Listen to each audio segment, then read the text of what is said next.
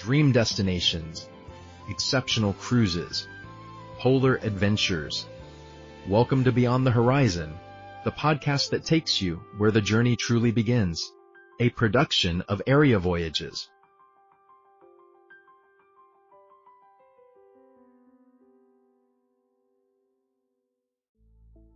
Imagine waking up in Paris on a Tuesday.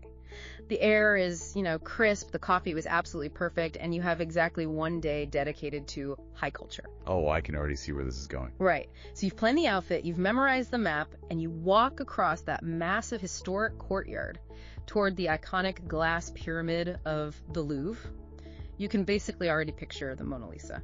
But then you get to the entrance. Exactly. You get to the entrance and the doors are locked tight. There are no crowds. There is no line because it's Tuesday and the Louvre is closed on Tuesdays. It is literally the ultimate sinking feeling. And the crazy thing is, it happens to thousands of people every single week. Yeah. They just stand there looking at a locked door, realizing their entire meticulously planned vacation has just, collapsed like a house of cards. Okay, let's unpack this. Welcome to the deep dive. Today we are looking at a city that is simultaneously the most romanticized and honestly the most brutally unforgiving place for an unprepared traveler. We're talking about Paris. It really takes no prisoners if you don't do your homework. It really doesn't. And whether you are a travel advisor trying to build bulletproof itineraries for your clients, or you're just fiercely curious and planning your own dream European escape, you are here because you need a shortcut past the tourist traps. Absolutely. We are working with an absolute masterclass of a source today. It's a comprehensive travel framework developed by travel and cruise specialist Vivant Junior Blanchette of Area Voyages. But we aren't just looking at a list of restaurants here. No, not at all. We're going to extract 5 crucial aha moments from this guide and deconstruct Paris as a living, breathing, mechanical system. What's fascinating here is that Paris is not a city that just happened by accident.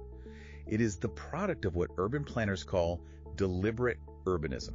Deliberate urbanism, I love that term. Yeah, it basically means everything from the width of the sidewalks to the angle of the sunlight hitting those white limestone buildings. Huh. It's all been engineered. Wow. But here's the catch.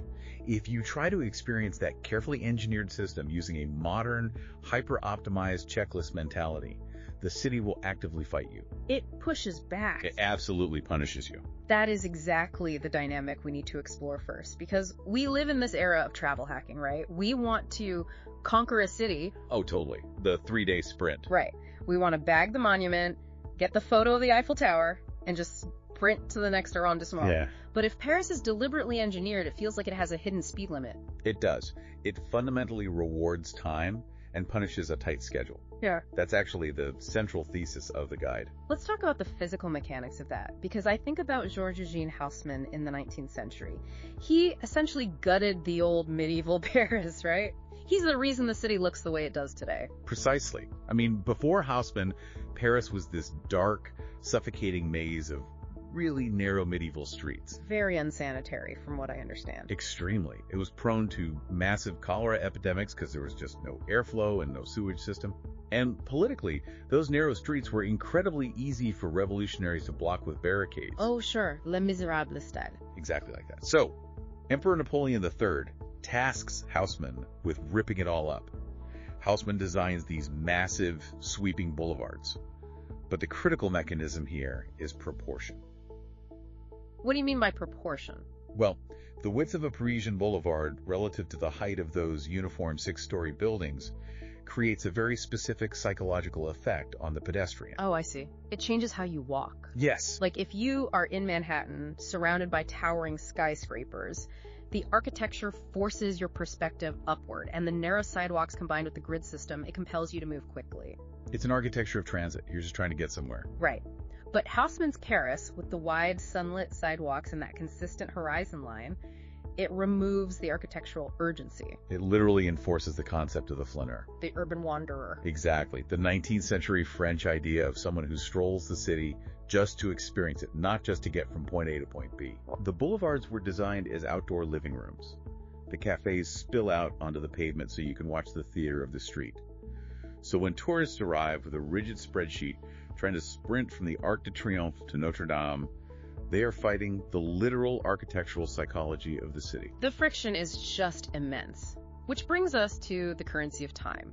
This framework draws very hard lines around trip duration. Very hard lines. It states that a 3-day trip basically just covers the essentials. Day 1 is the Eiffel Tower to Saint-Germain. Day 2 is the Louvre to Le Marais. Day 3 is Montmartre to the Latin Quarter. Yeah, it's an aggressive skimming of the surface. Right, and then 5 days allows for a considered pace, maybe a day trip. But it explicitly argues that 7 days or more is the absolute magic number.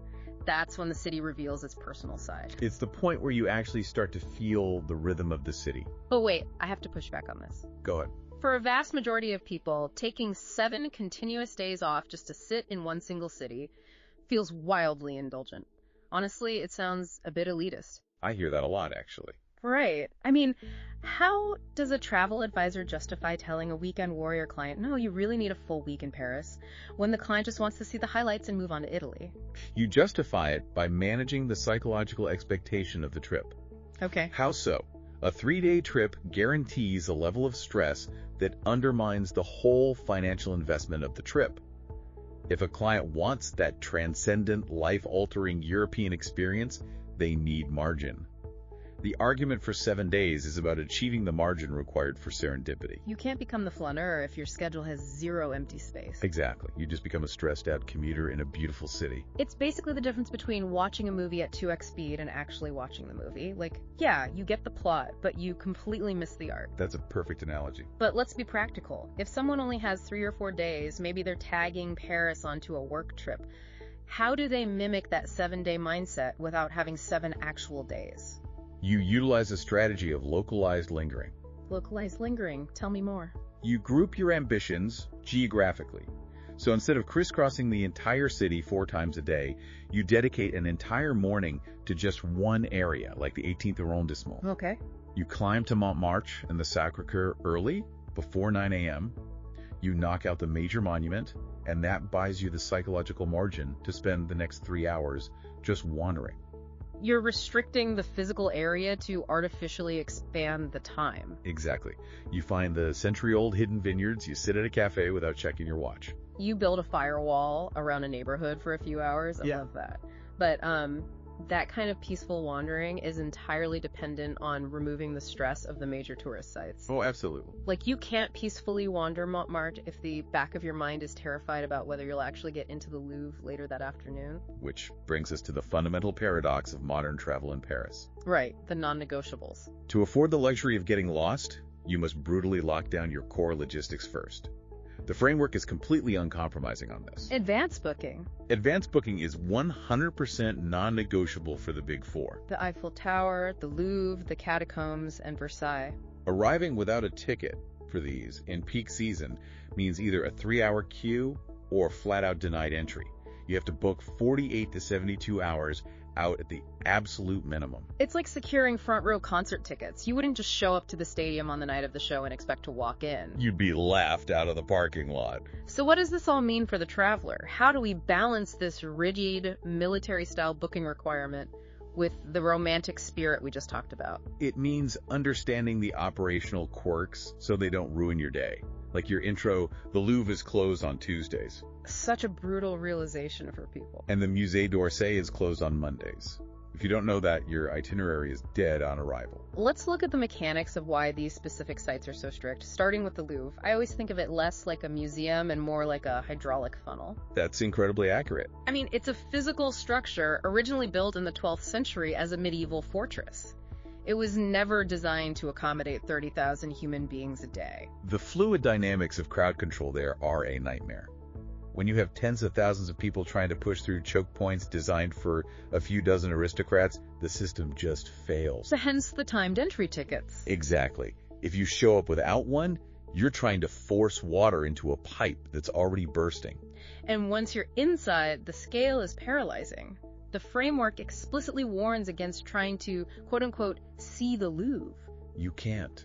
If you spent 30 seconds looking at every piece of art, it would take you roughly 100 days. Wow, so what's the strategy? Aggressive curation.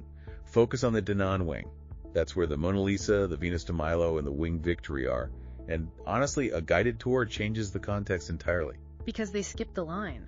Not just the physical line, but the cognitive overload. They contextualize the art, so you aren't just wandering endless corridors until your feet give out. Speaking of wandering endless corridors, let's talk about what's beneath the streets. The catacombs. Oh, this one catches people off guard constantly. Right. People treat it like a spooky haunted house attraction. They think they can just walk up and buy a ticket at the door. But there's a profound history here that dictates why entry is so restricted. It was an extreme 18th century public health crisis, right? Yes.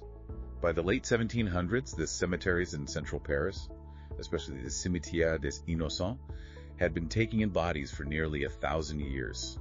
The earth was so saturated it couldn't decompose them fast enough. I read that cemetery retaining walls were literally bursting open and spilling corpses into the basements of neighboring apartment buildings. It was completely uninhabitable, the smell alone. Apocalyptic. So civil engineers executed this unbelievable logistical feat. Over decades, mostly at night, they exhumed 6 million skeletons. 6 million. And they moved them via horse-drawn carts into abandoned limestone quarries beneath the city. But they didn't just dump them. They arranged the femurs and skulls into these deliberate, intricate patterns.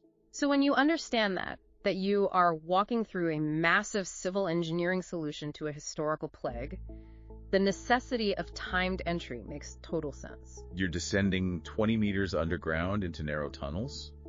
If they didn't strictly limit the numbers, it would be a suffocating hazard. And tickets sell out days, sometimes weeks in advance. If you want to experience the eerie, quiet acoustics down there, you have to book it from your living room a month before you fly.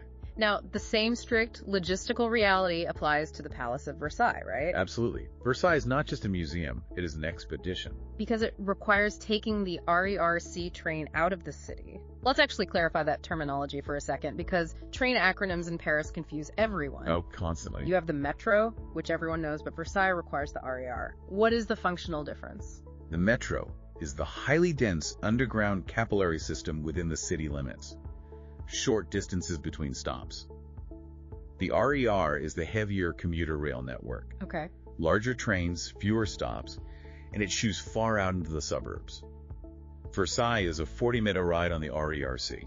And once you get there, you're dealing with Louis XIV's masterpiece of psychological crowd control. Oh, Versailles was literally built to overwhelm. The scale of the courtyards, the walk up to the gates.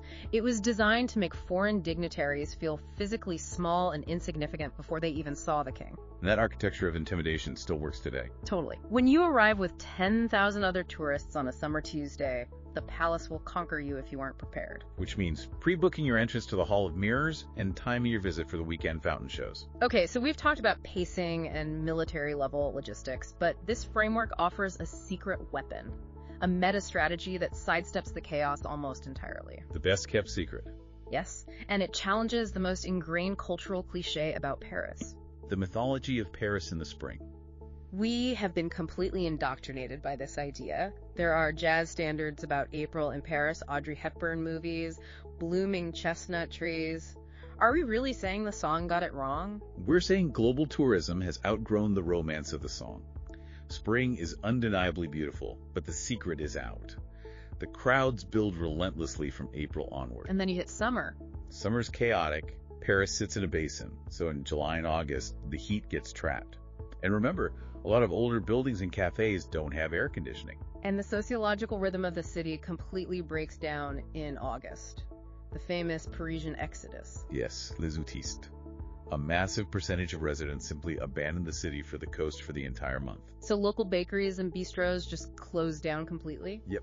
You are left with a city populated almost entirely by sweating tourists standing in lines. Not ideal. So what does the guide recommend? Autumn, specifically September through November. It is the ultimate insider's travel hack. Let's dig into the mechanics of why autumn works so well. Because there's a sociological reset that happens in September, right? The French call it la rentrée. La rentrée is the grand return. The schools open, politicians return, the literary season launches, and every restaurant opens at maximum capacity. The city wakes up. Exactly. You are finally seeing Paris operate as a living organism for its residents, rather than a theme park for visitors. And meanwhile, the summer tourist crowds just drop off a cliff after mid-September. It's like skipping the loud, sweaty opening night of a blockbuster movie and going to an Oscar-winning indie film at a quiet matinee. That is exactly the vibe. But beyond the sociology, the guide emphasizes a physical sensory change. It specifically mentions a golden quality of light in October. If we connect this to the bigger picture, it's about meteorology and latitude. Because Paris is quite far north, right? Higher latitude than Montreal. Exactly. In the summer, the sun is high and harsh, which washes out the pale limestone buildings. But by October, the sun's trajectory drops. So it travels through more atmosphere. Right. It scatters the cooler blue light, lets the warmer golden light pass through. When that hits the moisture rising off the Seine River, it acts like a massive cinematic diffusion filter. The buildings practically glow. That is incredible. And the acoustics change too. Yes. I am fascinated by how cities sound. How does it change? In the summer heat, sound waves refract upward. It makes the city feel loud, chaotic, and auditorily exhausting. Plus all the leaves on the trees trapping the noise. Exactly. But in autumn, the temperature drops, the air density changes. Sound travels more clearly but feels crisper. The leaves fall, opening up the boulevards. So you can actually hear the clinking of coffee cups at a cafe from down the street. It is the most atmospheric season. If you are a travel advisor, orienting a client toward autumn is the highest return on investment for atmosphere versus hassle. You're curating their sensory experience. But we also have to understand that this golden light illuminates different facets of the city depending on where you stand. Geography dictates the experience. The framework is adamant that treating Paris as a monolithic entity, just the Eiffel-Louvre-Champs-Élysées tourist triangle, is a fundamental error. It is. Paris must be understood as a collection of hyper-local villages. Here's where it gets really interesting. I like to compare Paris to a massive high school cafeteria. Okay, I like where this is going. You know, the Latin Quarter is the bohemian art students, Saint-Germain is the old money prep kids, Canal Saint-Martin is the trendy indie crowd. You have to pick your table. That is incredibly accurate. Let's break down the geography of these villages. The guide starts with Le Marais, spanning the 3rd and 4th arrondissement. Le Marais is arguably the most versatile area, and its layout is a historical accident. Because Haussmann skipped it. Exactly. It was considered a marshy, out-of-fashion area. The name literally means the swamp. So it wasn't bulldozed. It retained its labyrinthine medieval street grid. Which is why it feels older. You have those massive hidden mansions, the hotels particuliers tucked behind heavy doors. Yes. And over centuries, that dense grid became a sanctuary. It houses an ancient Jewish quarter around Rue des Rosiers. So today it's this collision of deep history with contemporary art galleries and the LGBTQ+ community. It vibrates with energy. The guide recommends places like Septime or the Buckwheat Galettes at Brise Café. You can wander Place des Vosges, where Victor Hugo lived. Okay, so if Le Marais is the vibrant historical maze, what about the left bank? Let's talk about Saint-Germain-des-Prés in the 6th. This is the Paris of the classic literary imagination. The old money intellectual heart of the city. Post-World War II, this is where Sartre, de Beauvoir, and Camus developed existentialism. But the reason they gathered there is fascinating. Because the apartments were freezing, right? Exactly. In the 40s and 50s, hotel rooms had no central heating, so they went to places like Café de Flore and Le de Magot because they had massive coal stoves. They were just trying to survive the winter and write in a heated room. Right. Today, those specific cafes are a bit touristy, but the streets around Rue de Bussy still hold that classic Parisian elegance. But what if someone doesn't care about Hemingway or classic elegance? What if they want to see the modern living city? Then you go to the 10th arrondissement, the Canal Saint-Martin. The contemporary face of Paris. It is explicitly not performing for tourists. That doesn't have major monuments. The canal itself was commissioned by Napoleon Bonaparte to bring fresh drinking water into the city. So it started as industrial infrastructure. But as industry moved out, the warehouses became lofts, working-class bars became natural wine spots, and specialty coffee roasters. And the banks of the canal undergo a transformation on weekends, don't they? Oh, the streets close to cars, and the stone banks become a communal living room. Thousands of locals bring wine and guitars and just sit by the water. It's the complete opposite of a ticketed line at the Louvre. Exactly. The guide highlights places like Du Pen des Idées here. You go for an authentic, local vibe. Let's move up to the 18th arrondissement. Montmartre. Defined entirely by its topography. It's the climb. Because it was outside the original tax walls, rent and alcohol were cheaper, drawing artists like Picasso and Van Gogh. You're right. Today, it's crowned by Sacré-Cœur, but you have to visit carefully. If you go at noon on a Saturday, it feels like a crowded theme park. But if you go before 9 a.m., You find the ghost of the old village. You can walk past the hidden vineyards and actually hear the birds sing. Lastly, the Latin Quarter in the 5th. Why is it called that? The Sorbonne University was established there in the 12th century. Students from all over Europe converged and conversed in Latin on the streets. It still has that student heart today. The Pantheon, Shakespeare and Company, cheap wine, and good conversation. The guide recommends Hotel Henriette here if you want an intimate base camp. So choosing your base camp dictates your whole trip. But how should a listener choose if their personality spans multiple villages? You choose the aesthetic you want to wake up to and have your morning coffee in, and you use the metro to visit the others. That makes total sense. Now this brings up an incredibly important transition. We spent this entire time talking about the microgeography of Paris, how it looks inward. Yes. But the final profound insight from this guide shifts the camera entirely outward. Paris isn't just an end destination. It is the ultimate launch pad. This raises an important question for travelers, especially North Americans who are conditioned to fly everywhere. Right. Why waste days in airport security lines when high-speed rail can connect city centers so seamlessly? We have to talk about the mechanics of European rail because it's not what we have in the US. We're talking about the TGV, the train à grande vitesse. The engineering is remarkable. They operate on dedicated tracks with no level crossings. They use articulated bogies, meaning wheels, between the carriages to lower the center of gravity. So they can cruise at 200 miles per hour. Exactly. Geography just shrinks. The guide points out that you can board a Thalys train and be in Amsterdam in 3.5 hours. Brussels in an hour and 20 minutes via Eurostar. And London is just 2 hours and 15 minutes away through the Eurotunnel. You literally dive under the English Channel and pop up in London for lunch. And you are traveling from city center to city center. Think about the friction you avoid. Oh, airport friction is the worst. Checking out early, taking an expensive taxi to Charles de Gaulle, security, baggage claim. It exhausts you.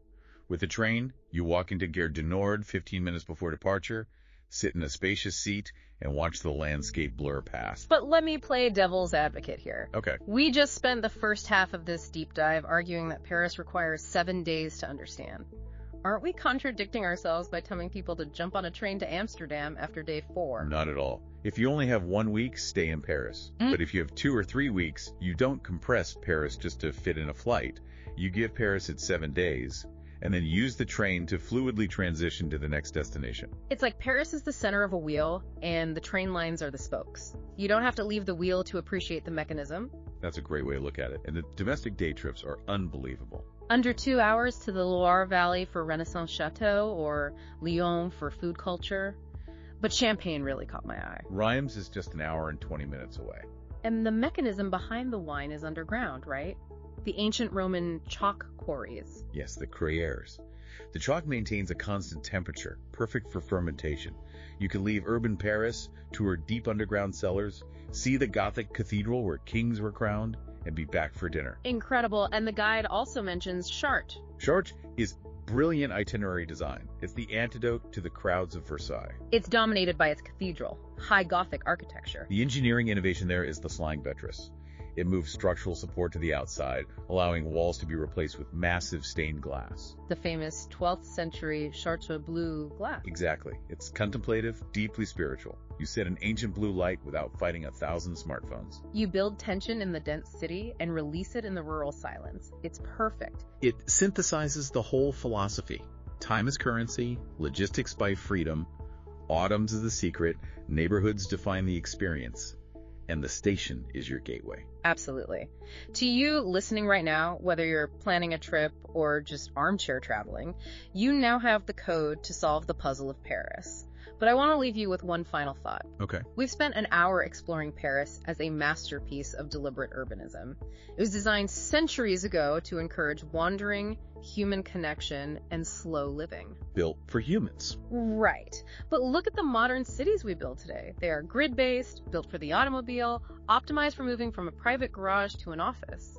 When we traveled to Paris to escape, are we really just traveling to a time when cities were built for human beings rather than machines? It's a powerful question. Something to think about the next time you take a walk in your own neighborhood.